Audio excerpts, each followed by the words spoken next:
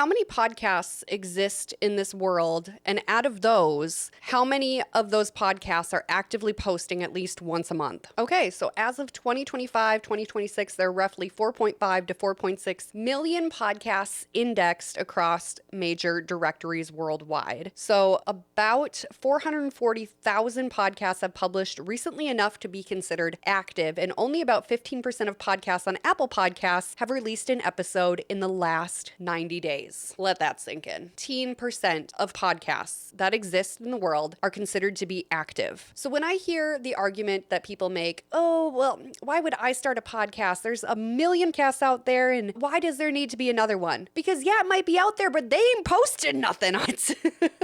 Welcome back to another episode of Abby the Podcast Lady. We are just getting right into it today. So I hear all the time, always in my initial calls with people when they reach out to me and they're like, I want to start a podcast. I don't know how to make money from it. And then usually the next question is, but there's already so many podcasts on this topic. Why would I add to that? Why would I be the person to make another podcast on this topic? Well, your answer is right there. There probably are podcasts on your topic, but there aren't people actively posting about it. And that's the thing. When it comes to podcasting, consistency is so key to all of it. So that's what I want to talk about today. Why you should just not be afraid to go headfirst into making your pod, being the authority that you're setting out to be. So one of my favorite arguments to make for people when they come up to me and they say, oh, why would I make another podcast? There's a million other podcasts out there about being a mom. Okay, yeah, there probably are. One, it's probably made by moms and they're probably busy and they probably stopped posting about their podcast a long time ago. I actually just recently found someone in Minnesota who said they had a podcast, and I was super excited because I found them on Instagram. I'm like, oh, cool. I definitely want to check out what they got going on. I'm not overly interested in mom content, but I am interested in content creation. So I just was wondering what they had shaking with it. And they made like 7 episodes and quit a few years ago. That's it. They kept making content, but they just didn't make the podcast anymore. I'm like, wow, what a missed opportunity, because they have this huge, active, engaged audience, but they just stopped making their podcast. And I'm sure it was for a myriad of reasons. It looked like they were co-hosting it with someone. So it probably was a co-hosting conflict that they ran into with scheduling, especially if they're both moms. It could have just not been the kind of content they wanted to create. Maybe it just wasn't going in a direction that they wanted it to. But they had a really solid, I think 10 or 11 episodes. They had blogs built for it. They had a gorgeous website built, and they just stopped making it. And I hear all the time, oh, but why would I be the one? If you can stick with it, you can be the one. That's the thing. It's all these people drop off like flies when it comes to making a podcast because they just don't understand when they go into it what exactly it all entails. Most people sit down to record a show and they're like, oh, yay, lights, camera, microphone, let's do this. I now have a podcast, but they don't see the back end work that it takes to actually keep that podcast consistent. It's a lot of editing. It's a lot of content creation. It's a lot of building things and waiting. It's a lot of sitting and waiting for the time to pass, unfortunately, because that's what podcasting is. It's not an overnight thing. But yeah, I was really disappointed when I saw that this mom podcast with a really active Instagram audience wasn't leveraging their podcast that they had initially created. It's like, oh, what a bummer. But that's the thing. So if you're sitting in that boat going, I want to start a mom podcast about my experience, but I just don't feel like anyone wants to hear it, they probably do. And if you're bold enough to keep showing up week after week after week, it can pay off big time. So that's definitely something to think about. Another argument I like to make with people when they say, oh, but I want to make this podcast on this topic, but let's say it's a leadership podcast. I want to make a leadership podcast, but there's just so many out there already. Like, why would I add to that? No one's had your leadership experience. Even if maybe it's you and a coworker, let's say you've even worked at the same place your entire careers out of college, you've been co-leaders in a situation of some sort. Even that person is not going to have the exact same experience as you. Your experience is so valuable. No one has lived your life. No one has gone through exactly the same things you have. They can probably relate to a lot of the things that you've gone through, but no one has had your exact lived experience. So yeah, there might be a lot of leadership podcasts out there, but there's a reason for it, because people are looking for leadership. They're looking for the topic you are the expert on, that you want to create, on that you feel called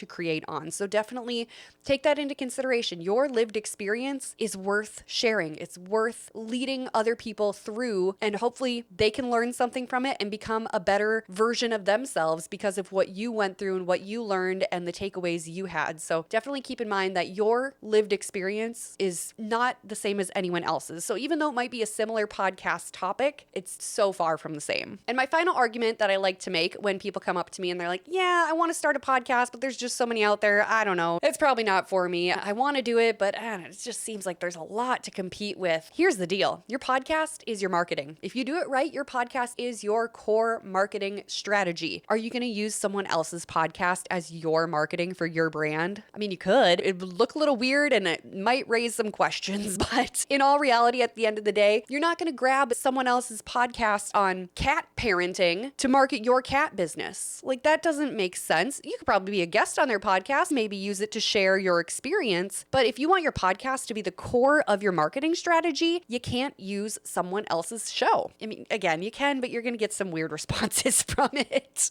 So really think about that. Your lived experience, your knowledge, your brand, your voice is not on someone else's show. It can be. You can be guests on other people's show, but it's not your platform. You don't own that audience. If you want to build your own audience, the best place to do it is your own podcast, your own owned media. It is so important. So just something to chew on. If you want to start a podcast in 2026, but you're thinking, oh, there's just so many other shows. Everyone and their mom has their podcast. All the bros have their podcasts, because we all should have our own podcast. That's how things should be going in this year and the way the media scape is changing. So just really reconsider your argument of everyone has a podcast. I don't know. I'm just another voice in the crowd. No, you're your own voice and you should definitely own it and definitely get it out there into the world. So thank you so much for tuning in to another episode of Abbey the Podcast Lady. I look forward to catching up with you next week. And if you have some thoughts or something you want me to address, be sure to drop that in the comments below. If you're looking for more guidance with getting started with your podcast, I do have a online training that I offer for thought leaders looking to start their own podcast. That'll help kind of walk you through the initial first steps of that. You can check out that in the show notes below. If you're looking for any tools and tips and